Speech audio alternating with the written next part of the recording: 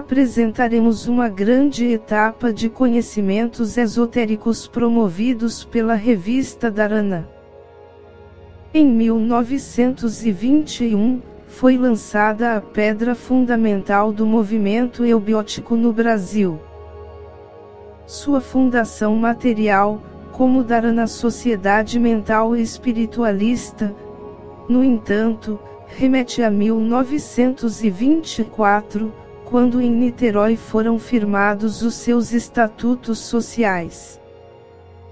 Com um trabalho então muito próximo ao do budismo esotérico, Dharana ergueu as bases para o que viria a se tornar a Sociedade Teosófica Brasileira, nome assumido em 8 de maio de 1928.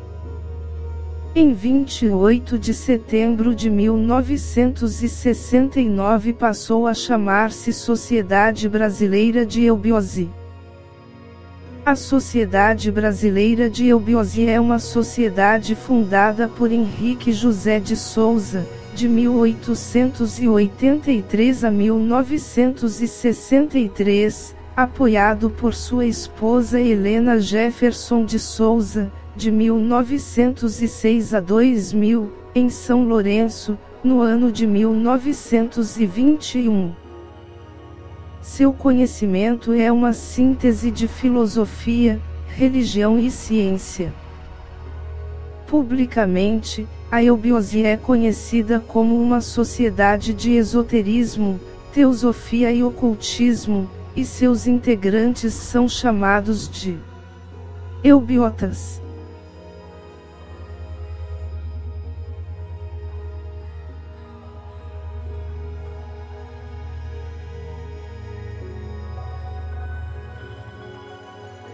Mensagem da Sociedade Dharana ao povo brasileiro: atormentados por 1001 obstáculos e tendo-os de vencer um por um, retardamos a publicação da nossa mensagem ao povo brasileiro, que deveria ser inserida no primeiro número da nossa revista. À vista da incerteza do seu aparecimento, resolvemos aceitar o seu gentil oferecimento do excelentíssimo Senhor, diretor do Estado, que prontificou-se a inseri-la nas colunas do seu conceituado jornal.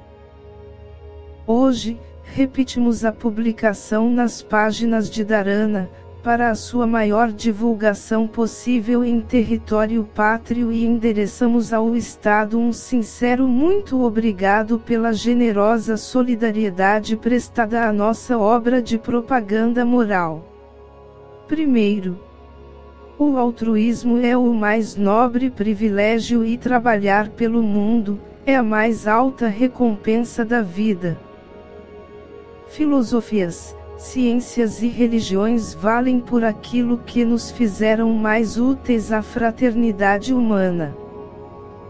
AB 1 Que Dharana, uma sociedade mental espiritualista criada no Brasil por determinação de uma das confrarias brancas do Oriente, sendo a quinta das 7 espalhadas pelo mundo, e com o fim de tornar uma realidade a paz e a fraternidade no planeta que habitamos. Vejamos o que é uma confraria se lhe assiste o direito de intervir nos destinos humanos e sociais, e no caso afirmativo, se o momento atual comporta essa intervenção. Perde-se na noite dos tempos a história da existência das confrarias. Basta que se diga que saíam delas os famosos faraós, esses sapientíssimos administradores do Antigo Egito, e cujos nomes ainda hoje despertam a curiosidade da história, porque sobre os seus despojos, sonegados ao silêncio e respeito multisseculares dos sarcófagos, reconstitui com facilidade a vida feliz e gloriosa do país que gerara aqueles semideuses. Nas confrarias, pois, eram preparadas as personalidades que deviam exercer no mundo a atividade social que as necessidades do momento exigissem. artes, comércio, ciência, indústria, política, religião, etc. Tudo isto era alimentado pela seiva sagrada que corria daqueles maravilhosos mananciais. Entretanto, existia ainda nas confrarias do Oriente, um agrupamento de elite, destinada ao sacerdócio das ciências ocultas. Eram homens escolhidos e selecionados por uma iniciação especial e onde aquele que recebesse o grau de adepto, havia revelado, exuberantemente, o valor indispensável para o seu penoso e delicadíssimo mister. E deste modo, quando a humanidade ia progressivamente se afastando do cumprimento dos seus deveres humanos e sociais, e que as nações compostas e dirigidas pelas criaturas assim transviadas, chegavam ao apogeu da sua degradação, coincidia aparecerem no mundo certos indivíduos que, pela sua inteireza de caráter e de censura, profligavam o proceder dos corrompidos, edificando o assombro dos auditórios pela sua linha austera de exemplar conduta. O último destes iniciados pregadores foi Jesus, o Cristo. Antes do seu calvário físico de dor, Jesus se havia crucificado voluntariamente no madeiro mais pesado e mais cruel da renunciação. Este sacrifício é complemento da mais alta das virtudes, a qual, praticada, dispensa a leitura dos volumosos códigos de moral humana, porque ela, sozinha, sintetiza todos os decálogos de amor e de perdão. Esta virtude chama-se altruísmo. Examinemos atentamente os mandamentos de todas as religiões e vejamos se todos eles não são um salutar convite para que cada homem cuide um pouco menos de si e lembre-se um pouco mais de servir a Deus e a seu próximo. Pela renúncia, abandonamos a pátria, a família e os amigos, as honras, os prazeres e os direitos sociais, e nos dedicamos exclusivamente à humanidade. Pelo altruísmo, não abandonamos as coisas e as pessoas, mas auxiliamos o seu uso e o seu progresso. A renúncia produz iniciados. O altruísmo gera a fraternidade. Os primeiros vivem nas confrarias, e os segundos, esparsos pelo mundo. É claro, portanto, que aqueles podem e devem intervir nos negócios que interferem com a evolução da humanidade. 2.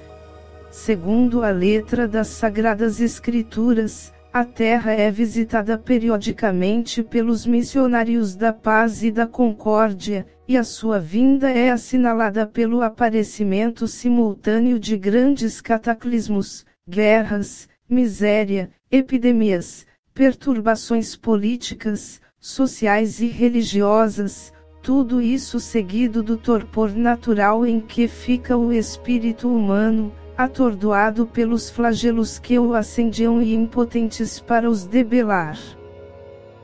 Os derivativos buscados na exacerbação de todos os gozos sensuais, só conseguem reafirmar mais a mesquinhez e a fragilidade dos míseros flagelados.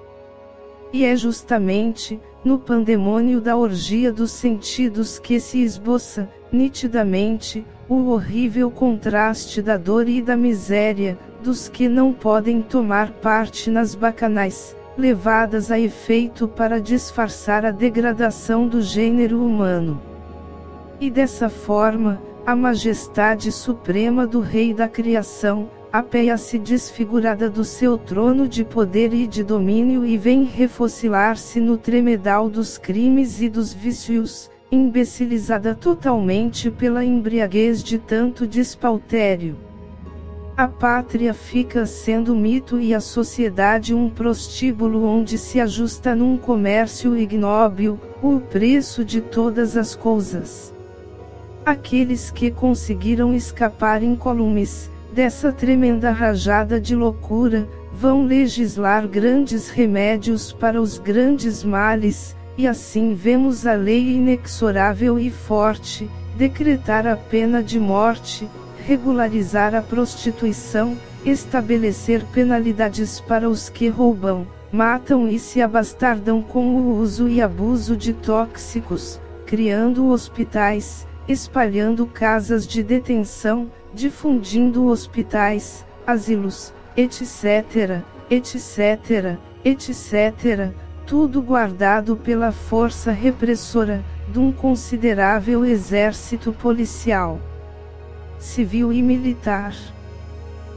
Levantai o olhar destas linhas apavorantes de horrorosa descrição e passai em revista os acontecimentos mundiais. Lede os lacônicos telegramas do estrangeiro e os chistosos noticiários das desgraças humanas, a fonte que melhor abastece as colunas dos nossos jornais, para dizerdes em seguida à vossa própria consciência, a espécie de futuro que espera esta geração. Durante 4 longos anos, o velho continente empesteou a atmosfera deste planeta, de cólera e de sangue, e emprega quase o dobro desse tempo, preparando o adubo onde estão sendo lançados os germens de novas guerras. A Rússia, a Alemanha, o Japão, a África e as Índias, como mais ninguém, as torturas de violentas comoções intestinas sacodem o jugo opressor das velhas formas de governo, impondo pela razão e mesmo pela força, a sua independência político, social e econômica, ou então, contemplam horrorizados o desaparecimento sob as águas ou sob as cinzas, de grandes extensões dos seus territórios e de milhares dos seus habitantes. 3. O Brasil participa das influências cíclicas terrestres, embora resguardado por uma pretendida situação privilegiada. Este privilégio não existe. Admitindo-se mesmo, por hipótese, a sua existência, ele só servirá para pôr em evidência a precocidade dos seus erros e dos seus vícios, que, como nação nova, imita inconscientemente das mais velhas e decrépitas. A sua grandeza é apenas física, material, oriunda da extensão e uberdade do seu território e das riquezas incalculáveis que ele encerra. A discordância aparente entre a exuberância vital deste país e a fraqueza da raça que o habita, não significa que esta seja indigna da casual oferta, mas que a obrigatoriedade em praticar as virtudes relativas ao seu merecimento é a única condição de posse imposta previamente ao povo assim favorecido. Dizem que quanto mais livre é um povo, mais feliz ele é. E sem analisarem esta afirmação, que por si só equivale a um compêndio da mais sutil filosofia, as histórias pátrias referem episódios comoventes de renúncia à vida, onde eram e são heróis, indivíduos que se dão em holocausto, que oferecem abnegadamente as suas existências, levando conscientemente para os túmulos a certeza de que o seu sangue, assim oferecido, possa resgatar uma nação oprimida. Tristíssima decepção. Não há independência mais e mais infeliz do que seja a do espírito, esta centelha mater que vivifica o universo criado e que aprimora as obras que são executadas nas suas mágicas oficinas, dando-lhes sempre aquele cunho invariável de perfeição e de grandeza. Felizmente, porém, o espírito não se escraviza. Reflexo como é de Deus, a absoluta verdade, goza na sua imaterialidade da mais completa e perfeita libertação. O homem, entretanto, que foi distinguido como o ser mais capaz de receber e transmitir aquele reflexo, não soube manter a pureza cristalina do espelho e conservar a lisura impecável da sua superfície. Este espelho é o nosso corpo físico e a sua alma correspondente. Manchado pelos vícios e carcomido pelas paixões que o atacam, reduz ele aos poucos o seu poder refletor, perdendo completamente o brilho cintilante das suas irradiações. Não fica, assim, escravizado o espírito, mas, e o que é pior, fica poluída a sua alvura imaculada. Temos, porém, como individualidade social, a nossa liberdade restringida. Sujeito ao cumprimento de uma multiplicidade de deveres que a vida coletiva nos impõe, o homem aumentará tanto mais a sua liberdade quanto mais permitir que a do seu semelhante se amplie. E o limite máximo da sua elasticidade é dado pela fórmula, de que a liberdade de cada um termina onde começar a do outro. Ora, sendo a liberdade, o poder que tem todo o homem, de fazer tudo aquilo que deve, é imprescindível que este poder e este dever, sejam regulados pelo respeito e pela tolerância. Falta a esta filosofia agora aqui emitida, a essência científica e o espírito religioso que a consagrem como tese para discussão. É do nosso dever tolerar que cada pessoa que a quiser discutir, escolha uma das pontas do dilema, ser, pela posse e pelo uso desta liberdade, um escravo dos homens na terra ou um senhor dos anjos no céu. 4. Iludem-se redondamente todos os homens que supõem usar a sua liberdade, fazendo tudo o que devem. Nem de outra fonte surgiu a ideia do direito. Desde que realizando um ato volitivo, atropelamos ou diminuímos a liberdade de alguém, criamos para este alguém o direito de reação. Este atentado à liberdade alheia e a consequente defesa desta pelos vitimados, generalizando-se do indivíduo ao povo, e do povo às nações, geraram as guerras e as revoluções, esta febre de sangue e de extermínio que reduziu o homem à mais baixa condição da série animal, comprometendo seriamente a sua reputação de Homo sapiens. Mas não é tudo ainda. Empanando a transparência luminosa da sua inteligência, emprega, o homem, todos os esforços para corrigir e adaptar, segundo as fantasias do seu mórbido raciocínio, as leis e os ditames da natureza.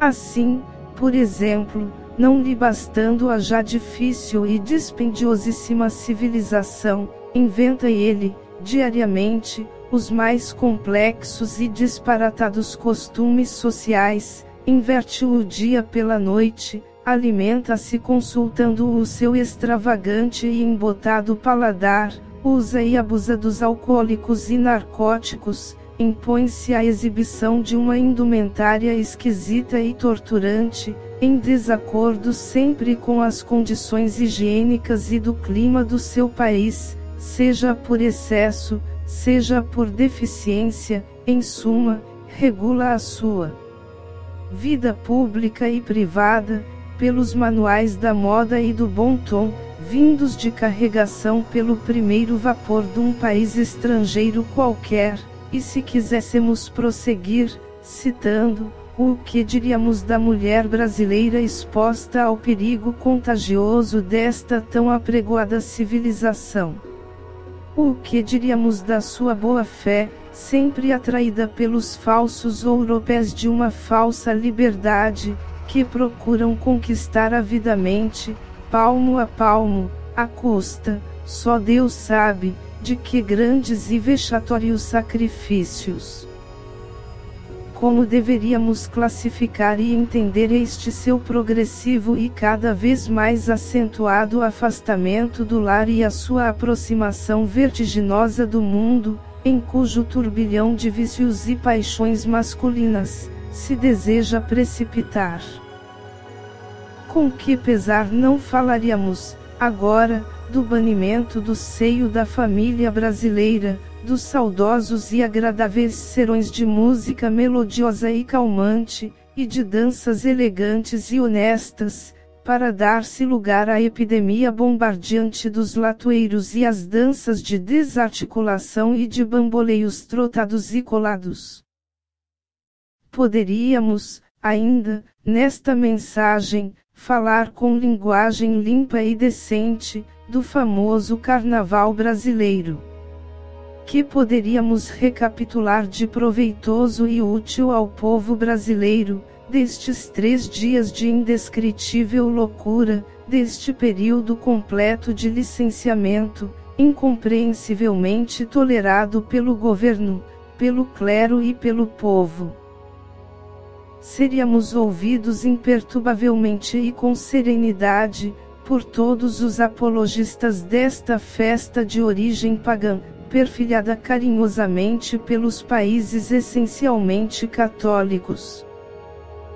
Respondam-nos os senhores chefes de família, responda-nos a mulher brasileira, guarda avançada da honra das suas tradições, anjo tutelar da inocência dos seus filhos e da pureza do seu lar, onde, como num santuário, não devem ser escritas nem pronunciadas quaisquer palavras, senão pelos que sejam os seus naturais e legítimos sacerdotes.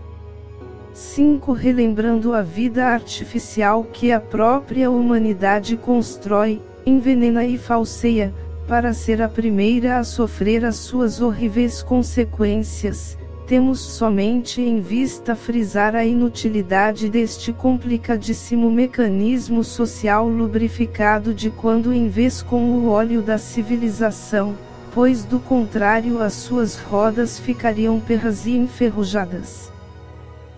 Raras são as descobertas humanas que, alardeando prerrogativas intelectuais e morais dos seus descobridores, não terminem por cobri-los de opróbrio. Tais foram os fins hediondos a que tais descobertas mais tarde se destinaram. A neurose do homem é destruir, quando faltam os motivos, existem os pretextos. O maior de todos os pretextos para a destruição é a guerra. No entanto, era necessário animar o ardor dos combatentes, pois repugnava-lhes matar sumariamente e sem preâmbulos, os seus semelhantes, sem causa gravíssima que justificasse o homicídio. Nasceu, então, a convenção de chamar-se assassinos aos homens que na paz trucidam os outros homens, e heróis aos que na guerra fazem a mesma coisa. Não houve até hoje, lógica humana ou castigo divino que impedissem o massacre humano. Congressos de paz, de arbitramento, de consultas e de tutelas, têm sido inócuos e, íamos dizer, contraproducentes.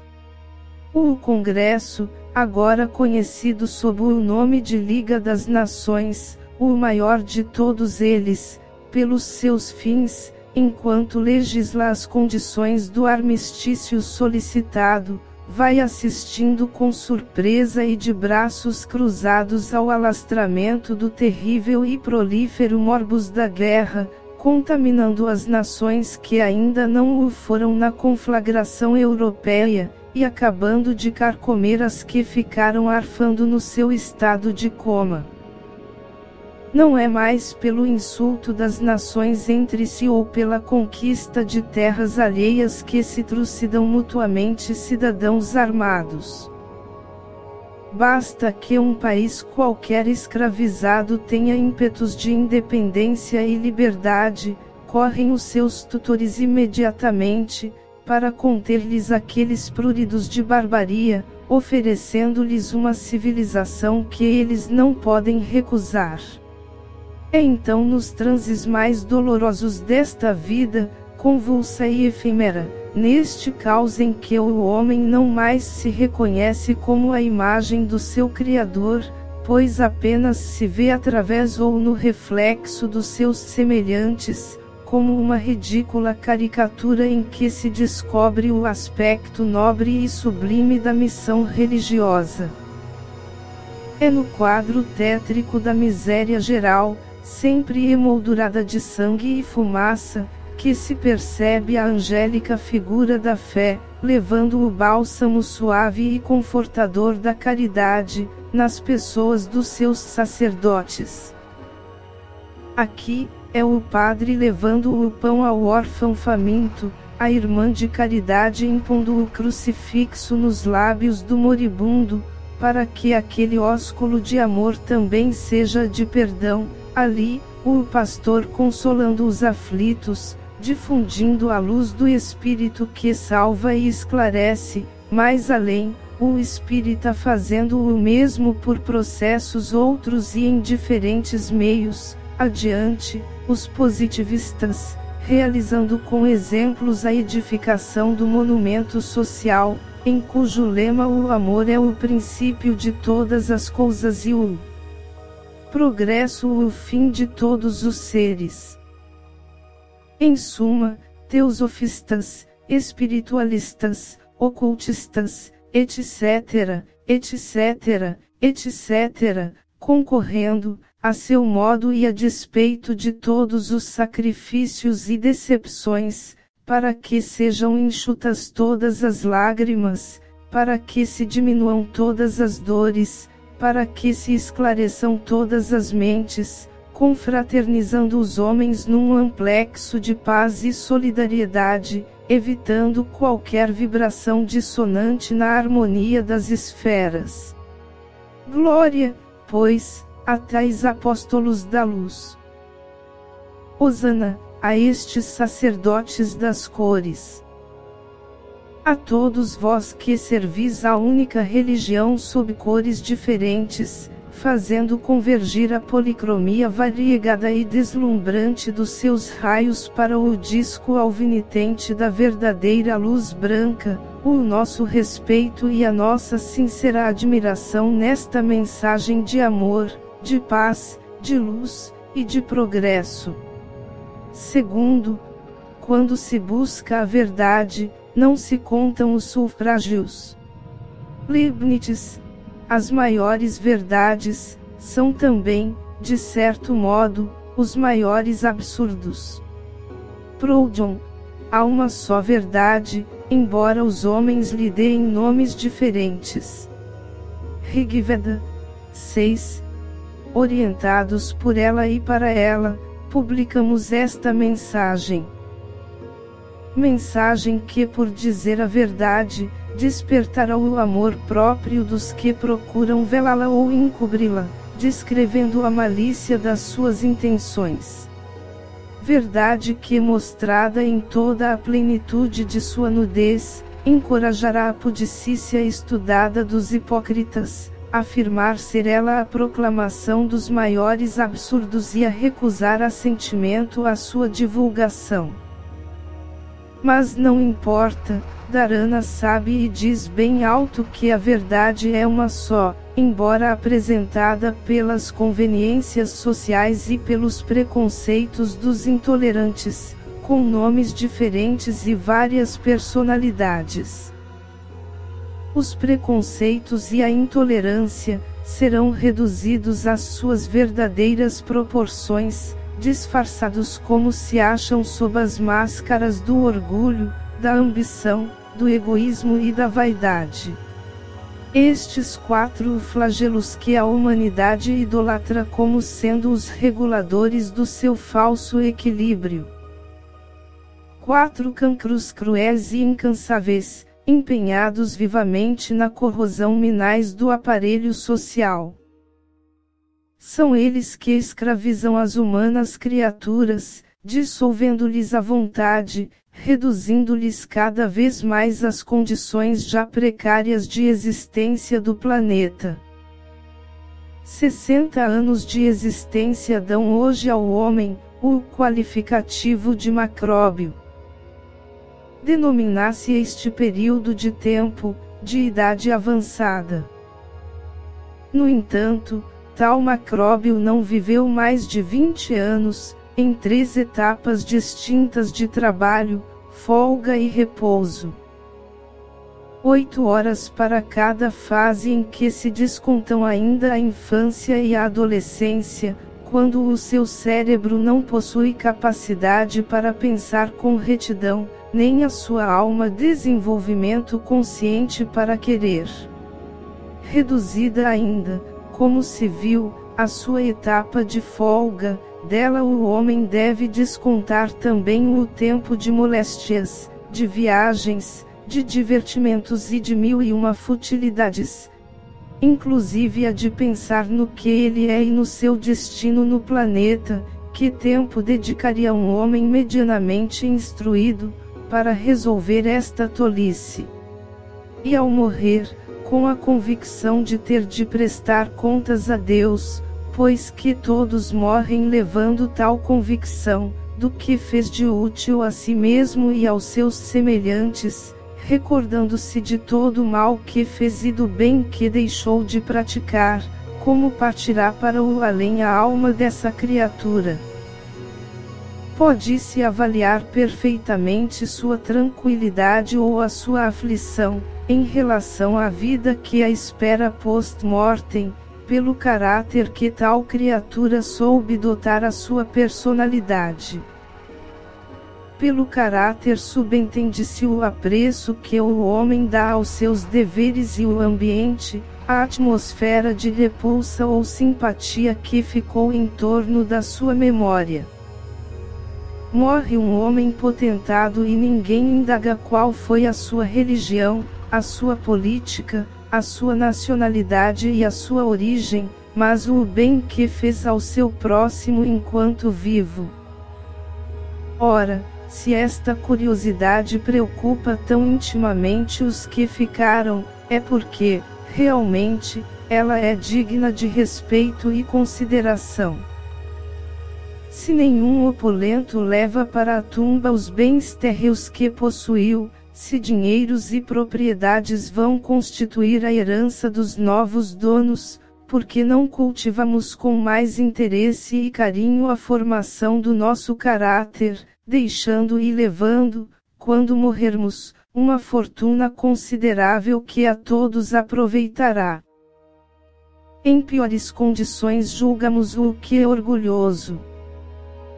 Se alguma vez na vida se admira de alguma coisa, é a sua promiscuidade com a gentalha que ele odeia e não suporta, para dali a instantes, ficar espichado na mesma terra dum mesmo cemitério, tresandando na mesma podridão e roído pelos mesmos vermes, e justamente ao lado dos mesmos corpos físicos das pessoas cujo contato fê-lo estrebuchar com aquela careta característica de quem traz permanentemente sob as vendas, essência legítima das sentinas imundas.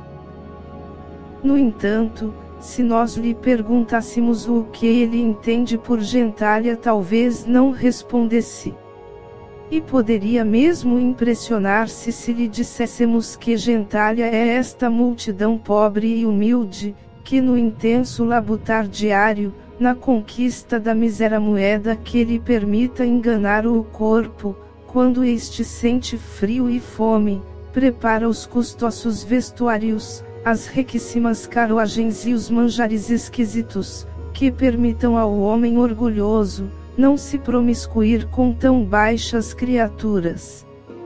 Gentalha, são milhões de trapos humanos espalhados pelo mundo, que insultam os acariciados pela sorte, com a sua impertinência de querer disputar-lhe o teto, a luz e o pão.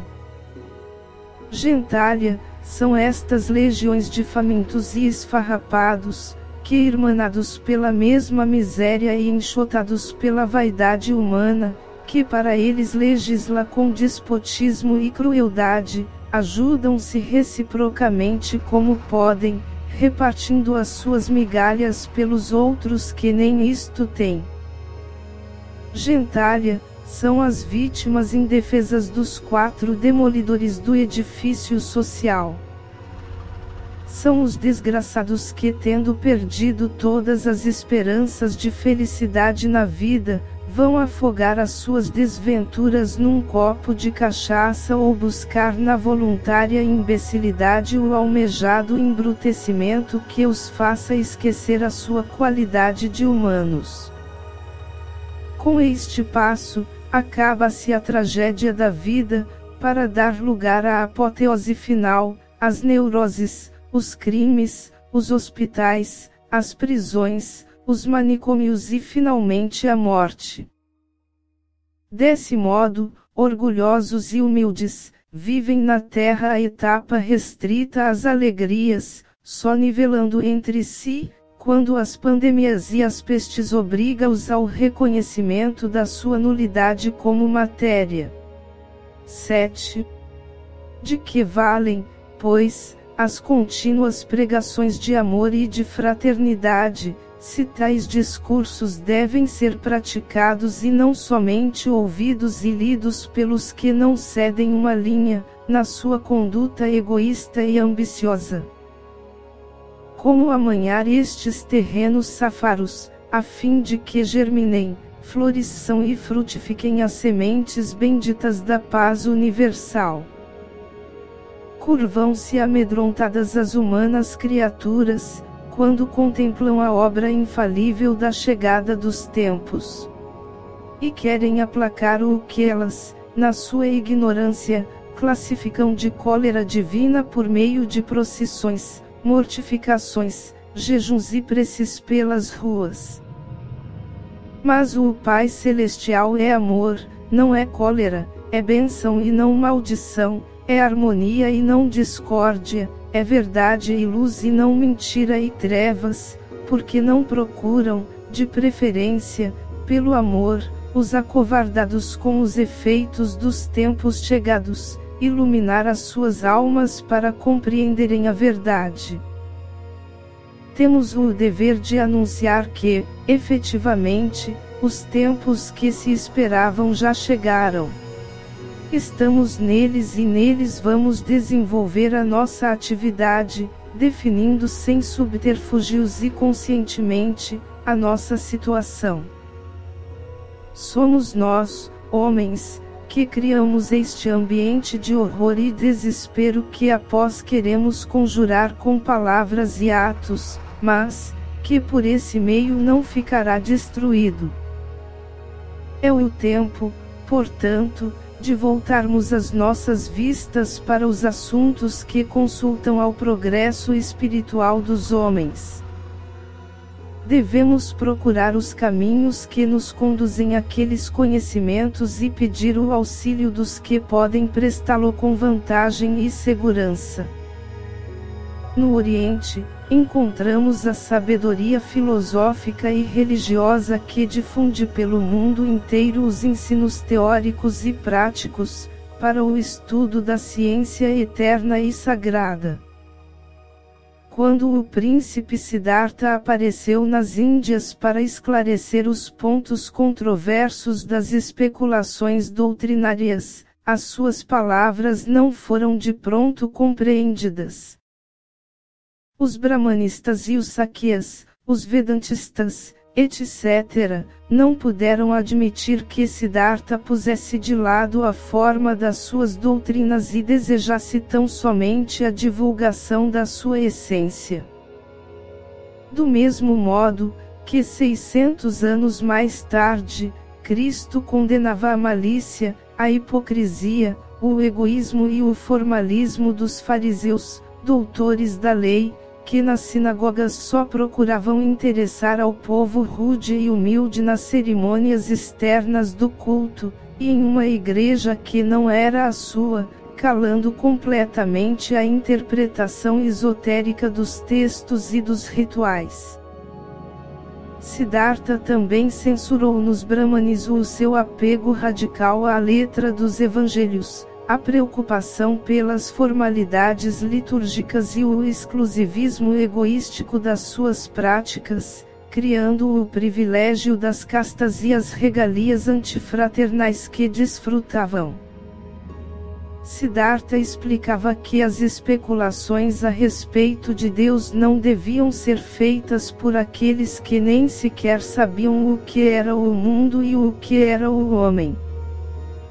Se este ignorava até a causa do seu próprio sofrimento, como pretendia penetrar nos arcanos da vida do Criador? E dizia: a causa do sofrimento é o desejo de viver e gozar as delícias do mundo e, em última instância, a ignorância de que este desejo procede.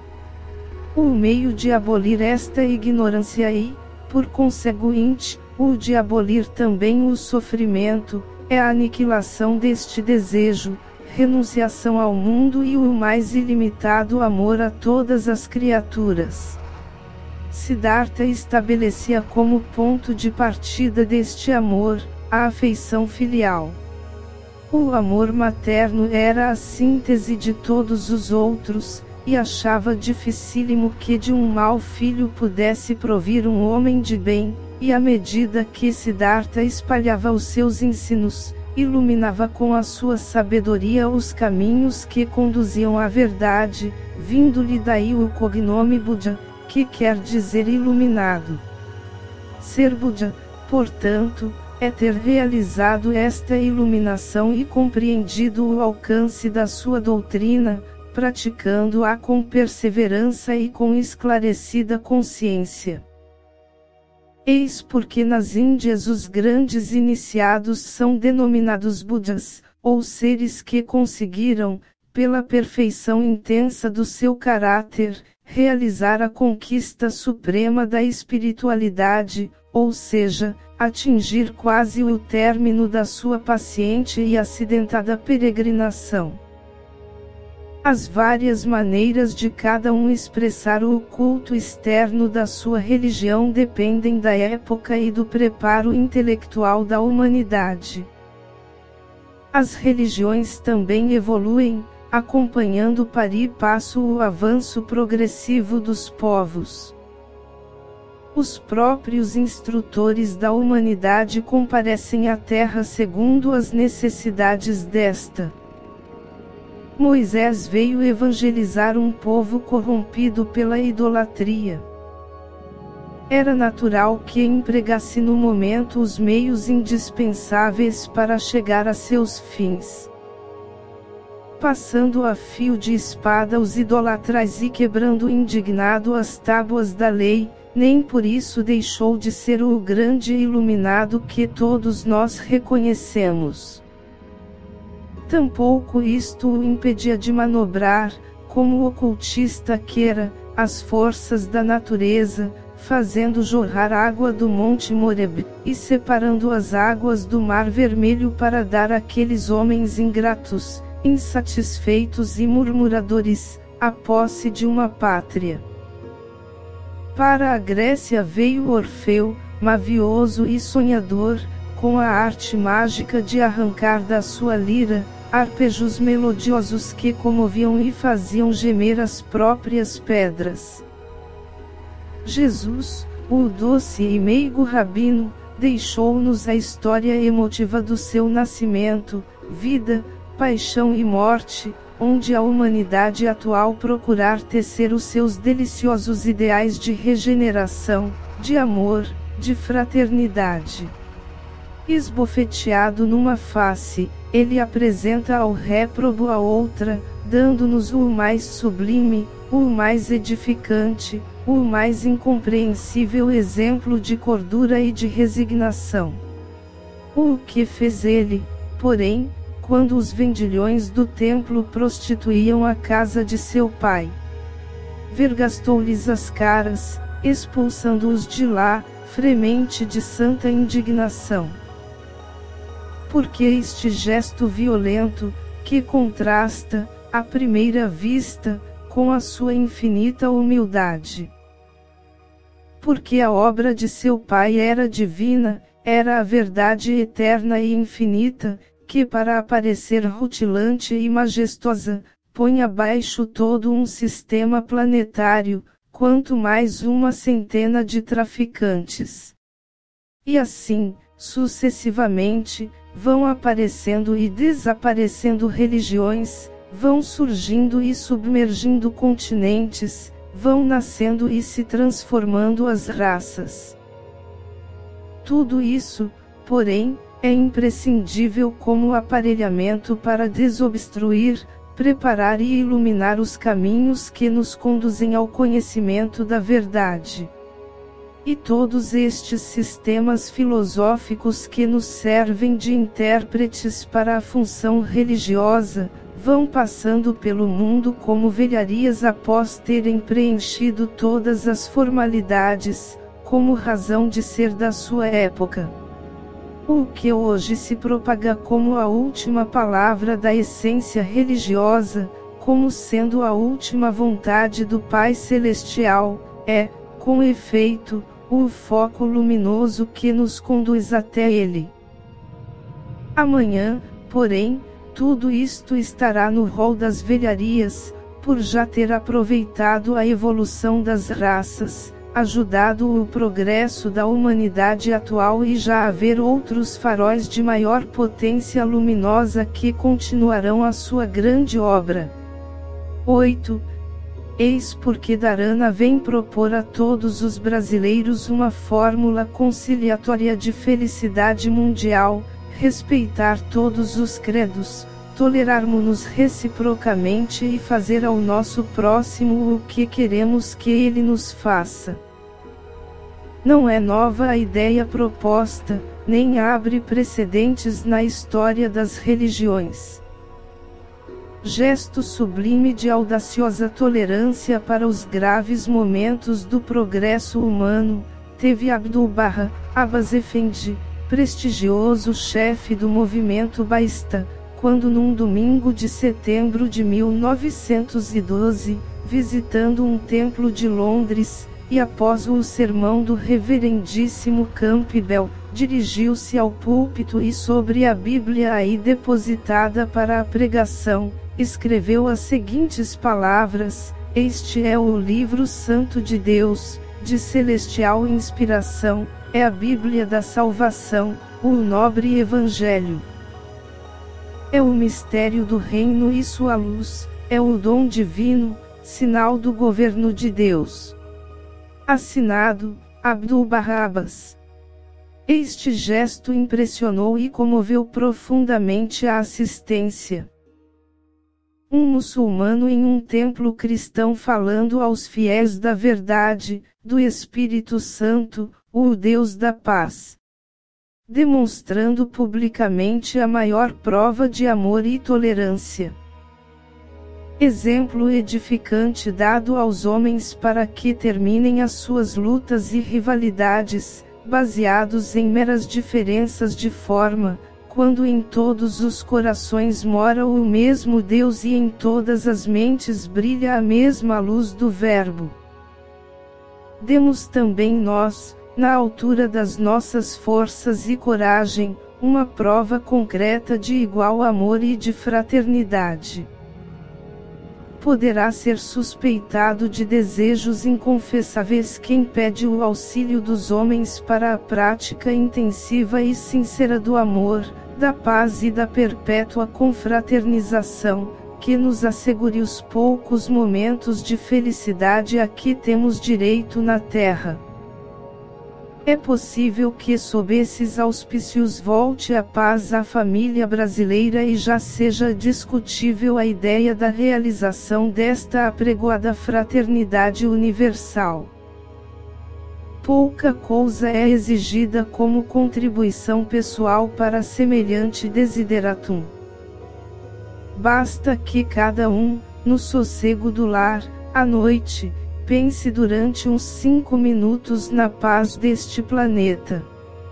Que no descanso reparador de suas lides, diariamente, seja dedicado 1/4 de hora, pelo menos, para se falar na paz e a sua influência na felicidade da família e na harmonia do universo. Dharana, como sociedade mental e espiritualista que considera o pensamento humano a maior força oculta armazenada num potencial elevadíssimo na mente de cada um, posta a vibrar sob a atuação da vontade e pela influência da fé, aquela força produz maravilhas extraterrenas e imprevistas pelas ciências naturais, razão pela qual o mundo ignorante ou supersticioso denomina-as de milagres. Não é difícil conciliar o sono e dele despertar, convergindo o pensamento para este fator da própria felicidade pessoal. Onde reside o obstáculo único e principal desta proposição, é no descaso de sua prática, de sua execução. Ora, uma mensagem para nos impelir e nos ensinar a pensar. Sim, caríssimos patrícios e prezadíssimos irmãos, apenas uma singela e desataviada mensagem. Na América do Norte e nas outras partes do mundo, publicam-se volumes e mais volumes destinados a nos ensinar o poder do pensamento. Onde Dharana se afasta das sociedades congêneres que trabalham pelo mesmo ideal, é na realização, e não na pregação, é nos fatos e não nas palavras, ensinando o modus faciendi deste simplicíssimo problema. Como conseguiu a Índia homogeneizar o ambiente mental do seu país e dos seus habitantes? Pela concentração e aplicação do pensamento. Onde foi o inesquecível e saudoso presidente Wilson buscar a força poderosa e invisível, com que na América do Norte pôde favorecer a cessação das hostilidades e o terminar da conflagração europeia?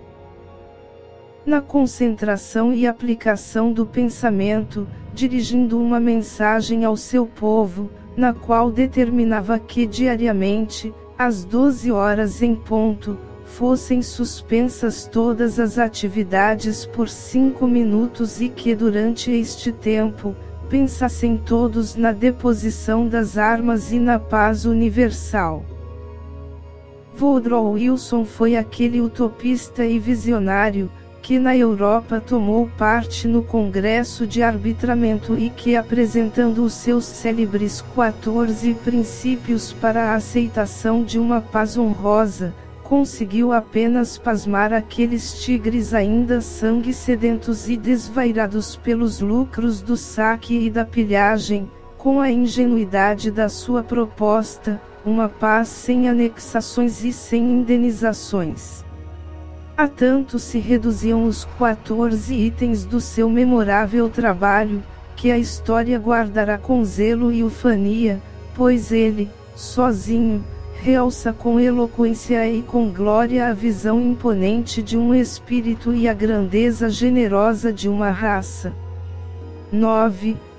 A tolerância religiosa para o estabelecimento da liberdade dos cultos, não basta por si só para assegurar esta liberdade. É imprescindível ainda o respeito, neste é que reside a verdadeira virtude.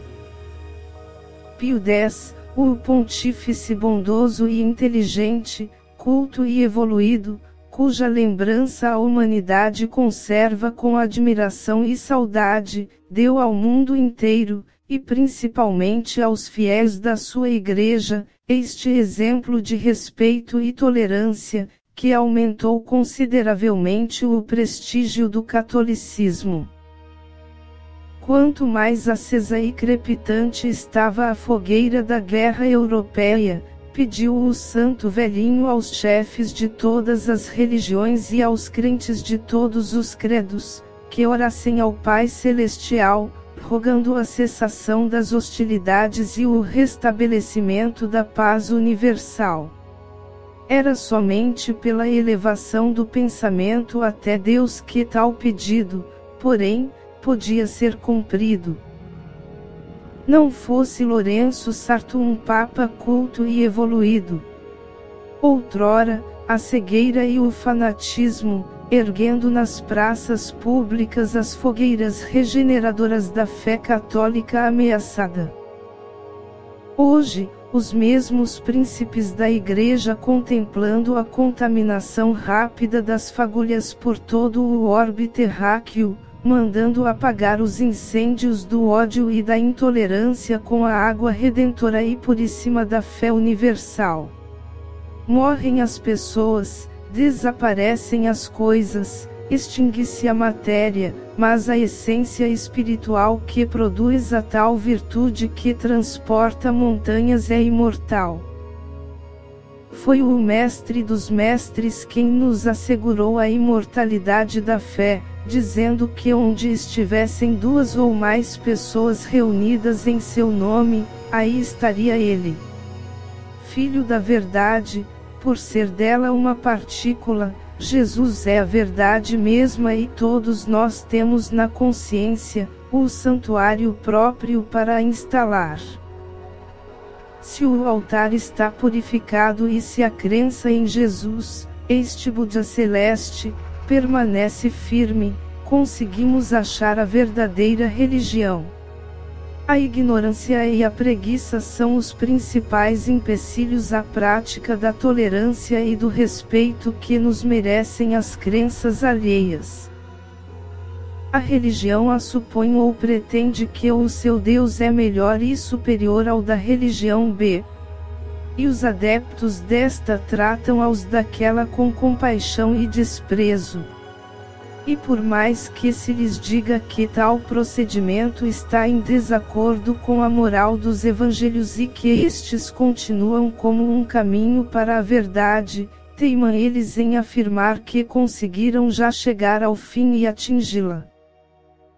Nem mais um passo para a frente, e se insistindo, lhes mostramos, só por curiosidade, a continuação da vereda, tornamo-nos os objetos dos seus sarcasmos e antipatias, e não raro, de suas insólitas agressões.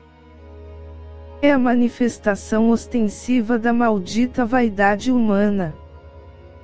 Aos que, porém, praticam humildemente os preceitos evangélicos de amor e de caridade, faltam geralmente a sede de luz e as ânsias de perfeição. Luz que o Criador concede até ao estado de deslumbramento. Perfeição que Ele dá até a culminância da divindade. São bondosos, são fraternais, mas não querem mais iluminação. Tendo direito a muito, contentam-se com pouco, pois desse modo poucos serão também os seus deveres. Lembram a cada passo, a máxima cristã, ao que muito se deu, muito se exigirá, e por voluntária indolência, reduzem ao mínimo a parcela das suas responsabilidades. No entanto, nenhum deles se lembra de que a nossa marcha para a perfeição é contínua e obrigatória, por ser um compromisso assumido desde quando nos reencarnamos. A princípio, não nos recordamos deste pacto solene, mas as sucessivas reencarnações vão nos trazendo, paulatinamente, primeiro a desconfiança, e depois a certeza da obrigatoriedade do contrato. A demora do seu cumprimento retarda a boa marcha dos negócios espirituais e as leis inexoráveis da natureza, que fiscaliza com rigor os nossos atos, consigna a indiferença como a causa da demora, na satisfação do grande débito. Retroceder não é possível, parar não é permitido, só há uma solução, é prosseguir. 10. A Sociedade Dharana, por meio desta mensagem, convida a todos os brasileiros a iniciarem e a prosseguirem a grande viagem para a realidade dos seus únicos destinos. Sem princípios filosóficos preconcebidos, onde sejam calcados os seus ensinamentos, ela recebe os raios coloridos de todas as religiões existentes, fazendo-os convergir na lente poderosíssima da verdade, para obter a síntese de todas elas ou a luz branca pura e alvinitente. Se o budismo fosse de fato uma religião, em toda a plenitude do vocábulo, a sociedade Dharana não hesitaria em perfilá-la, atendendo à pureza dos seus ensinos, à elevação das suas exigências e à fraternidade dos seus costumes, sendo, portanto, um conjunto harmônico de focos luminosos que iluminam os caminhos da morada do nosso Pai Celestial. É, como já vimos, uma filosofia científica e religiosa, que nos torna iluminados. Para nós, ocidentais, talvez tenha o budismo o defeito de não ser parisiense, mas deves ter sempre em mente que a filosofia do espírito nasceu nas Índias. Sim, é um país de contrastes, teve um Buda, mas gerou, também, um Charvak. Ali existe abundâncias e esterilidades, riquezas de rajas e misérias de párias, há luzeiros que deslumbram e trevas que cegam. É o país dos yogis, mas também o é dos faquires. Ora, são os nossos próprios mestres do Oriente quem nos adverte da diferença de seus homens. O yogi é o homem espiritual iluminado que não exibe os seus poderes. O faquir é aquele que ostenta a sua potência psíquica e não demonstra uma genuína espiritualidade. E para desenvolver esta espiritualidade, é imprescindível um combate metódico, mas enérgico, às nossas paixões, aos nossos vícios, à nossa ignorância, aos nossos impuros desejos.